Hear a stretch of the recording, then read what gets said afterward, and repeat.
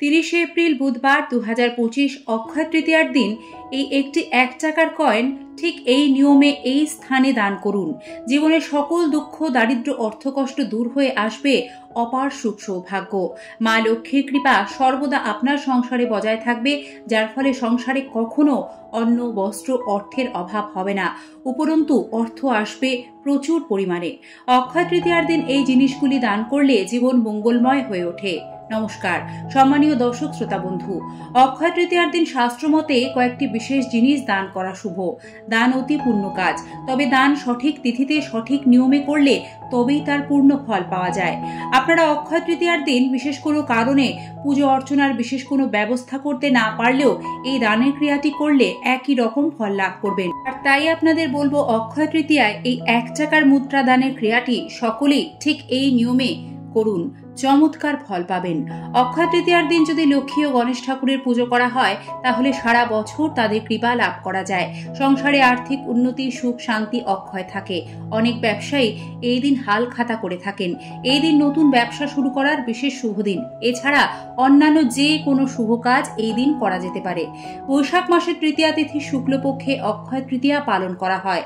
মনে করা হয় এই দিন যে কোনো শুভ কাজ করলে তা অনন্তকাল অক্ষয় হয়ে থাকে।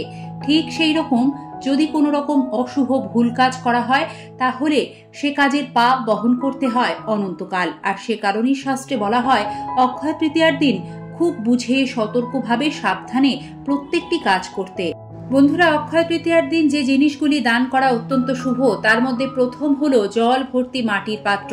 তাই অক্ষয় তৃতীয়ায় জল ভর্তি মাটির পাত্র দান করুন। এটি অত্যন্ত পুণ্যের কাজ। মাটির কলসিতে জল ভরে দান করুন। কখনোই খালি পাত্র দান করবেন না। এদিন পশু পাখিকে জল দান করা মহাপুণ্যের কাজ। এতে জীবনে কোনো জিনিসের অভাব কখনো হবে না। ধর্মীয় বিশ্বাস, অক্ষয় তৃতীয়া শুভ দিনে জল ভর্তি পাত্র দান করলে দেবী লক্ষ্মীর আশীর্বাদ বজায় থাকে এবং মৃত্যুর পরেও তৃষ্ণার্ত থাকতে হয় না। এছাড়া জল দানের ফলে কোষ্ঠীতে চন্দ্রের অবস্থান শক্তিশালী হয়, গ্রহদোষ থেকে মুক্তি পাওয়া যায়। অক্ষয় তৃতীয়ায় দরিদ্রদের অন্ন দান করুন। গীতায় অন্নদানকে মহৎ দান বলা হয়েছে। অক্ষয় তৃতীয়ায় অন্ন দান করলে তা অক্ষয় হয়ে থাকবে সারাটা জীবন। তাই অক্ষয় তৃতীয়ার দিন অসহায় দরিদ্র ব্যক্তিদের আপনার সাধ্যমতো অন্ন দান করুন। এতে মা লক্ষ্মী প্রসন্ন হন এবং অক্ষয় তৃতীয়ায় যেহেতু মা অন্নপূর্ণার আবির্ভাব হয়েছিল, তাই শাস্ত্রমতে এদিন অসহায় দুস্থ ব্যক্তিদের অন্ন দান করলে মা অন্নপূর্ণার আশীর্বাদ সর্বদা আপনার পরিবারের উপর থাকবে। জীবন সুখ সমৃদ্ধিতে ভরে উঠবে এবং কখনো সংসারে অন্নের অভাব হবে না। অক্ষয় তৃতীয়ায় অন্ন দান করলে নবগ্রহ শান্ত ও শক্তিশালী হয়। এদিন দরিদ্রদের সাধ্যমতো নতুন বস্ত্র দান করা অত্যন্ত শুভ। এদিন বস্ত্র দান করলে মা লক্ষ্মী প্রসন্ন হন, সংসারে সুখ সমৃদ্ধি, প্রচুর আর্থিক উন্নতি হয়। বন্ধুরা, অক্ষয় তৃতীয়ার দিন বই দান করুন। অক্ষয় তৃতীয়ার দিনে শিক্ষা সংক্রান্ত জিনিস বা বই দান করা অত্যন্ত পূর্ণ ফল প্রদান করে। ধর্মীয় বিষয়ে আগ্রহী ব্যক্তিদের এদিন ধর্মীয় বই দান করতে পারেন। যেসব বাচ্চারা অর্থের অভাবে পড়াশোনা করতে পারে না কিন্তু তাদের ইচ্ছে রয়েছে, তাদের অক্ষয় তৃতীয়ার দিন বই, খাতা, লেখাপড়ার সামগ্রী দান করবেন। এতে কোষ্ঠীতে বুধের অবস্থান শক্তিশালী হয় এবং কর্মক্ষেত্রে সফলতা লাভ করবেন।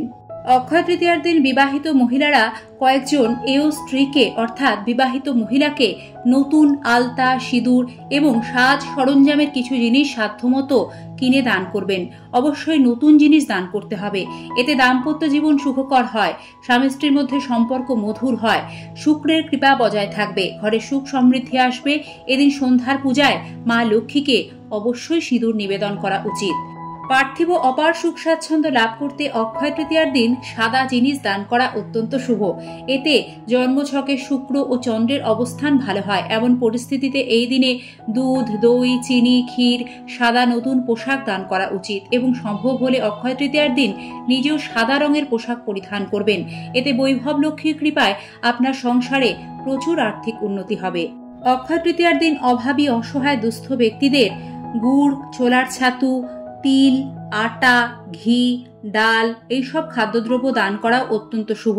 এদিন তরমুজ দান করলেও ভালো ফল লাভ করা যায়। এছাড়া এদিন অসহায় অভাবী ব্যক্তি ও ব্রাহ্মণদের ছাতা, জুতো ও নতুন বস্ত্র দান করলে গ্রহদোষ খণ্ডন হয়। এবারে জানবেন অক্ষয় তৃতীয়ায় 1 টাকার মুদ্রা বা কয়েনটি ঠিক কোথায় কিভাবে দান করবেন। এই মুদ্রা দান করার আগে যে কাজগুলি অক্ষয় তৃতীয়ায় আপনাদের করতে হবে সেগুলি হলো অক্ষয় তৃতীয়ার দিন সকাল সকাল ঘুম থেকে উঠে স্নান সেরে শুদ্ধ বস্ত্র পরিধান করবেন। আমরা কম বেশি সকলেই জানি অক্ষয় তৃতীয়ার দিন বাড়িতে সোনা রূপো বা মূল্যবান ধাতুর গহনা কিনে আনা অত্যন্ত শুভ। তবে মূল্যবৃদ্ধির কারণে অক্ষয় তৃতীয়ার দিন সোনার গহনা কিনতে না পারলেও শাস্ত্রে স্বর্ণ সমান বিবেচিত বা স্বর্ণ সমতুল্য পঞ্চরবি শস্যের অন্তর্গত একটি শস্য যা হলো যব, সেটি কিনে আনুন। যব ধান গমের মতোই একটি পঞ্চরবি শস্য, আর যা ছাড়া অক্ষয় তৃতীয়ার পূজাই অসম্পূর্ণ। আপনি অক্ষয় তৃতীয়ার পূজা করতে না পারলেও বাড়িতে অবশ্যই একটু যব অক্ষয় তৃতীয়ায় কিনে আনবেন, কারণ যব ক্রয়কে স্বর্ণ ক্রয়ের সমান ধরা হয় এবং যব দানকে স্বর্ণদান। এই যব অক্ষয় তৃতীয়ায় বাড়িতে কিনে এনে এক অংশ বাড়িতে রাখবেন, এক অংশ বপন করবেন এবং এক অংশ 1 টাকার একটি মুদ্রা সহযোগে কোনো অসহায় অভাবী ব্যক্তিকে নিঃস্বার্থভাবে দান করবেন। তবে 1 টাকার মুদ্রাই কেন দিতে হবে? বন্ধুরা, আপনাদের জানাই হিন্দু সনাতন ধর্মে 1 টাকার ব্যবহার শুভ অনুষ্ঠান, বিশেষ তিথি, পুজো পার্বণে সেই বহুকাল আগে থেকেই চলে আসছে। একে 16 আনা বলা হয়। এক সময় সোনা বা রূপোর কয়েন উপহার হিসেবে দেওয়া হতো বিশেষ পুজো পার্বণ বা তিথিগুলিতে।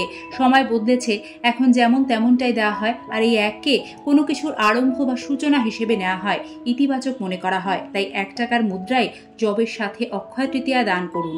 আর অক্ষয় তৃতীয়া করা যে কোনো কাজ ফিরে আসে বহু গুণ হয়ে। অক্ষয় হোক আপনাদের সুখ, সৌভাগ্য, আর্থিক সমৃদ্ধি, মা লক্ষ্মীর কৃপায় মঙ্গল হোক সকলের। ধন্যবাদ। পর্বটি সম্পূর্ণ দেখার জন্য আজ এ পর্যন্তই। দেখা হবে আবারও আগামী পর্বে।